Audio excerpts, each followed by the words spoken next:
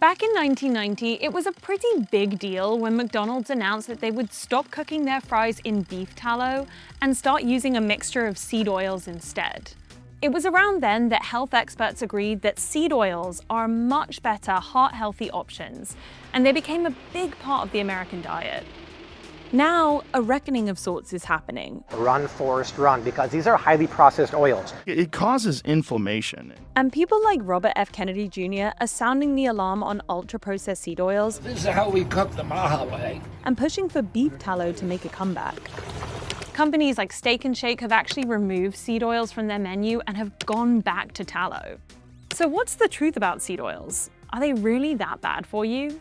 I'm Mia de Graaf, and I'm a health editor at Business Insider. Seed oils have been used by different civilizations for thousands of years. During the Song dynasty in China around 1000 AD, locals crushed soybean plants with stone mills and wedge presses to extract the oil. In India, people used mustard seed oil in food and Ayurvedic medicine. Indigenous populations in North America also squeezed oil out of sunflower seeds for use in cooking and jojoba oil as a skin treatment. However, it wasn't until the late 19th century that seed oils became a big business in the US, as scientists figured out how to improve their taste and look and make them more shelf-stable. So how are cooking oils made today? Seed oils are extracted from the seed of plants, which is where you can find the highest concentration of fat. Take canola oil, which is made from rapeseed, a bright yellow flower in the mustard family. Manufacturers use pressure, heat, and different chemical techniques to extract the oil. These days, it has gone through a lot of processes to reach you. It's washed with a bunch of chemicals along the way to remove impurities and improve its color and flavor and make it more stable to cook.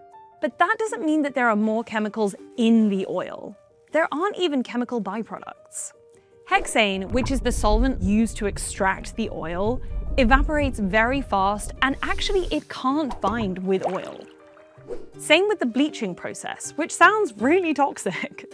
In reality, the oil is put in a vat with activated charcoal or clay, which absorbs the color, but those things are solids.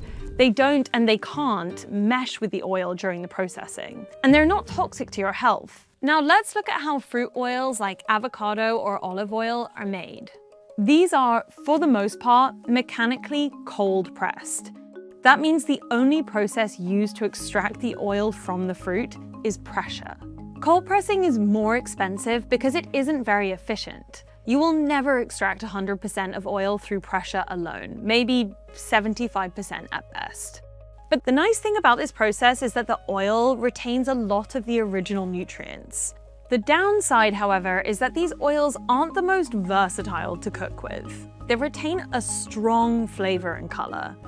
And then lastly, the third main kind of cooking fat is animal fat. So that could be butter made from dairy and tallow. Tallow is a fat made from the trimmings of beef. When the fat melts, you can strain it through a cheesecloth, and that's pretty much it. You don't need to use chemicals to extract the fat, and of course, you also retain most of the nutrients that are naturally in the oil. I've never tried beef tallow, so I'm gonna give it a taste. This is not obviously how you would normally consume it, but I wanna get a sense of the flavor. Wow. It looks like butter or ice cream. Oh my God. I can't believe I'm doing this. Look, I would never eat a spoon of butter, and in the same way I'm never gonna eat beef tallow. However, the flavor of it, if I was cooking potatoes in this, that would be delicious. So on here, there are lots of signposting that there's no artificial ingredients, no preservatives, and it has a lot of things on here promoting nose-to-tail usability. So that means that you're using every part of the animal, nothing is going to waste. So, comparing all three categories, beef tallow and fruit oils are minimally processed compared to seed oils. But the refinement doesn't actually add dangerous toxins to the oil. It does, however, strip out some of the really good stuff from the original seed, like vitamin E and certain types of antioxidants. So does that mean that this is healthier for you? Not so fast. The reason tallow is good for cooking is the exact same reason that tallow is not that great for your body. It's very high in saturated fat, and as we know, saturated fat can clog up your arteries and veins, it can cause obesity, cholesterol problems, and it can pave the way to heart disease. In fact, a recent study found that replacing butter with seed oils would drastically reduce your risk of an early death. So, to better understand this debate between dietary fats, we need to understand what kind of fats and oils we need and how our body processes them. So we've got monounsaturated and polyunsaturated fats. Both are good for your heart health and your cholesterol levels. Let's break down polyunsaturated fats. There are two kinds, omega-3 and omega-6, and we need to get them from food because we can't produce them naturally. Seed oils have high levels of omega-6 fatty acids that help us with energy, immunity, skin health, and repairing injuries. It creates an inflammatory response, which is actually useful. It helps us with blood clotting, allergic reactions, and wound healing. So then you have omega-3, and that you can find in cold-pressed extra virgin olive oil. Omega-3 is kind of like the yin to omega-6's yang. It helps keep that inflammatory response in check. It's also great independently for brain development because the chemical bonds are so flexible. Humans are used to having a little more omega-6 than omega-3 because omega-6 is more readily available. Omega-3 is harder to find. It's in fish, olives, fermented foods. Maybe if you live in a coastal community, you have more access to it. So really, you need both of these. And ideally, we want a ratio of around 4:1 omega-6 to omega-3. Today, that ratio is more like 20:1. That is a huge imbalance. Some researchers and nutritionists say that the problem with having a 20:1 ratio of omega-6 to omega-3 is that your body isn't regulating the inflammation. Inflammation drives the body to release something called cytokines, which can pave the way to diabetes. Inflammation is also a building block for heart disease and obesity, and it can increase the risk of certain cancers. So while seed oils are rich in omega-6, that may not necessarily be the issue. It might actually be this imbalance in our intake of the two kinds of fatty acids, which can cause health problems. So we're going to look at some of the most common ones to better understand the nutritional makeup. Let's look at something that's a really common crop in the US, and that is soybeans. On the label, it says smooth, mild, and neutral taste. That's really what you're getting with a seed oil. It's going to be versatile, and it's not going to be a very pungent flavor as you might get with something like a tallow, an olive oil, something that is extracted in a different way. Per tablespoon of soybean oil, you're getting 14 grams of fat. Here, actually, most of the fats are unsaturated fats, so that means things that are going to lower your cholesterol levels. So next, let's look at canola oil. So this is your classic seed oil. Compared to soybean and sunflower oil, you're actually going to get more monounsaturated fat and less polyunsaturated fat in a canola. So ultimately, for your cholesterol levels, this would be something that you would go for. Okay, so next let's look at corn oil. It is, again, higher in unsaturated fat and lower in saturated fat. So that means that you can heat it to a very high heat, but it might be a little less stable when heating it compared to something like a tallow, because the higher saturated fat in a tallow is going to keep it more contained. So how do we get to the point where people have decided that seed oils are categorically bad? Most harmful foods that people constantly eat. Seed oil. Seed oil, canola oil, horrible. Don't eat. One of the most vocal critics of seed oils is US Health Secretary Robert F. Kennedy Jr. He says that they contribute to health issues like obesity.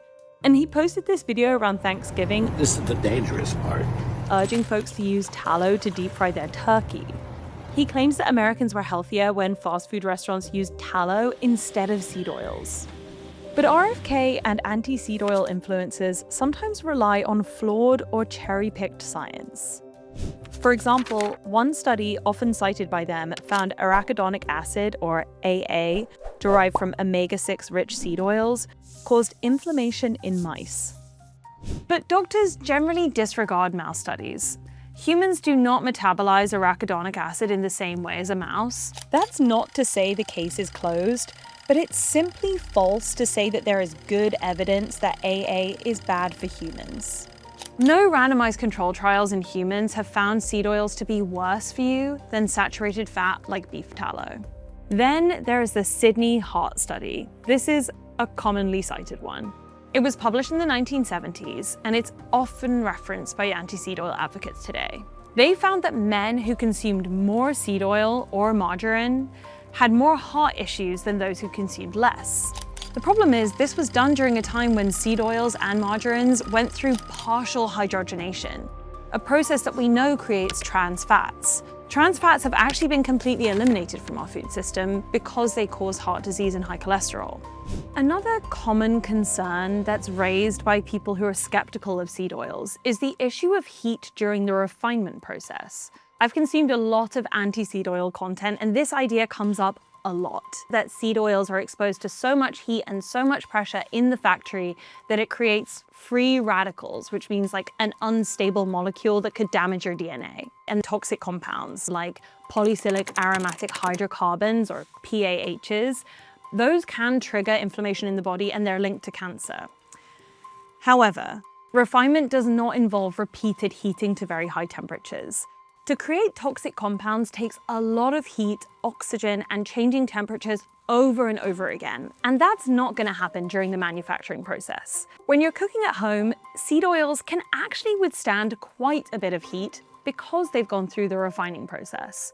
That actually helps to stop the oil from breaking down too much during cooking because unstable elements of the oil have been removed. However, compared to animal fats, seed oils are definitely more prone to damage when heated.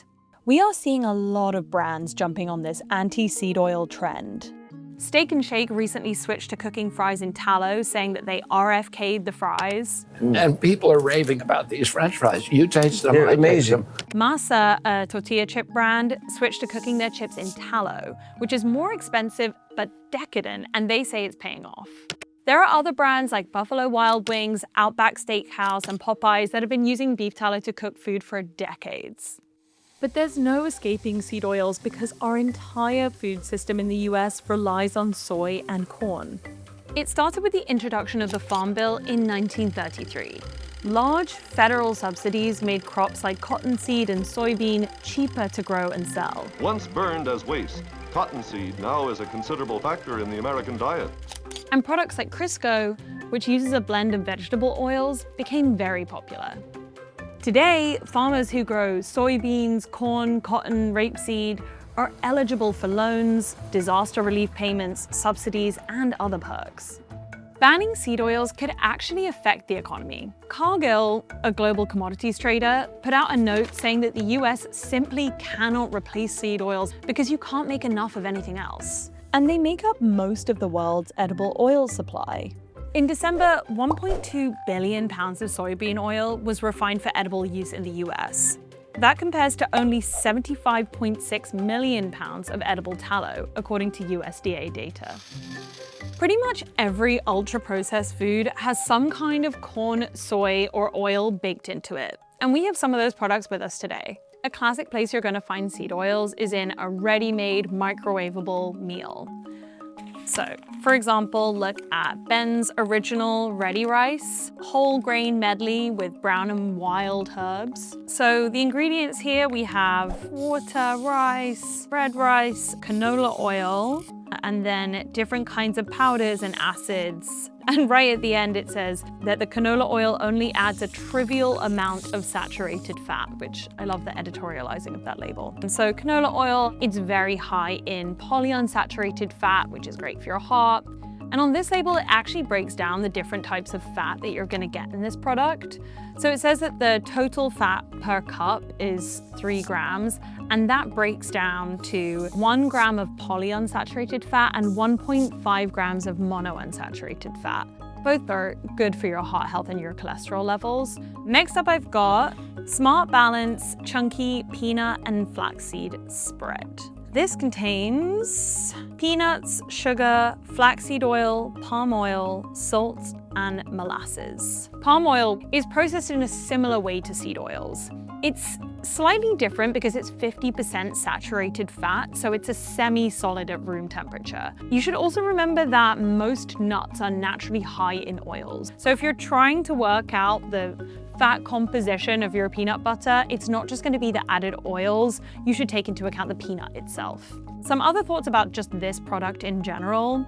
It does have a lot of sugar and molasses, so that's a lot of added sweetener, which would maybe be my primary concern with this product. Peanut butter, it is high in calories. That's not a reason to avoid it, but that's just something else to take into account when you're thinking about the nutritional makeup. So the cereal sector is a big one that uses seed oils mainly for shelf stability. So let's look at Nature's Bakery fig bars. I love these, I have to say. So the ingredients: whole wheat flour, fig paste, cane sugar, brown rice syrup, canola oil, whole grain oats, glycerin, fruit juice. Okay, I haven't had breakfast, so I'm gonna have one of these. And I would not advocate this for a healthy breakfast, but you know, in a pinch, it's pretty tasty. Something like this, oh, sorry. Really, you know, wouldn't last from a manufacturing plant to me like days after it was made, if it was homemade. But if you're using different ingredients like glycerin and canola oil, that's really gonna make it last, and I can eat it and it tastes fantastic. This isn't just an American issue, we have a foreign product here. So this is Oh My Okra, which is an okra snack made in Canada. Now, to make a snack like this, which is dried and crunchy and packaged, it's kind of impossible to make that without some kind of oil, especially if you're trying to have a coated flavor on it. It has 3 ingredients: whole okra, expeller pressed sunflower oil, and sea salt. Sunflower oil, it's really high in polyunsaturated fats, which is great for lowering your LDL or bad cholesterol levels. Expeller pressed, that means it was extracted using a machine, not necessarily with solvents or heat or any other methods. So yes, this is processed, and yes, this is manufactured in such a way so that it would be shelf stable for a long time, so it's not a whole food that you could just have at home. Now let's look at an organic product. So this is Brad's Organic Blue Corn Tortilla Chips. So the ingredients, we have organic whole grain blue corn flour masa, and then a bunch of organic vegetable oils. It has one or more of the following: sunflower, safflower, canola, and flaxseed. So the interesting thing about that is that every ingredient in this, including the oils, are organic, which means that they were grown without fertilizer or pesticides, and there are just tighter controls over the land in which you can grow the flowers and the plants that these seeds even come from before they are pressed. You're also gonna find seed oils in protein products that gym bros might be taking for gains. For example, we have Muscle Milk Vanilla Cream. So this has a ton of ingredients in it, because to make a kind of creamy shake that has protein in it without it being clumpy and gross, you're gonna have to add stuff to it. One of the things that's added to it is oil. So we've got water, milk protein isolate, calcium caseinate, high oleic sunflower oil. That means more oleic acid, which is a monounsaturated fat, and less linoleic acid, which is a polyunsaturated fat. High oleic sunflower oil is gonna enhance the creamy texture of this drink, and it's also gonna help improve the shelf stability. On top of that, seed oils are actually baked into our food system, and it's not exactly something that you can just see on a label. If you go to a restaurant, you might have grilled meats brushed with oil, fried food fried in oil, sauces. Some examples of things that are high in seed oils include beef, pork, or poultry from grain-fed animals. Their entire diet is high in omega-6. The same is true for milk, cheese, and butter from grain-fed cows, eggs from grain-fed hens, farmed fish, which are fed a lot of soybean and cornmeal. So we're gonna look at how much oil or tallow you would be using in a given day of cooking. So I've spooned out how much of these oils I would hypothetically use over the course of the day, cooking eggs for breakfast, soup for lunch, and a steak for dinner. So to compare my whole day in either olive oil, canola oil, or beef tallow, this is what I'd be looking at nutritionally. My whole day in canola oil, I'm looking at total 4 grams of saturated fat. If this was all I used in the whole day and I wasn't also consuming snacks that had added oils. With olive oil, you're looking at around 8 grams of saturated fat. Same caveat.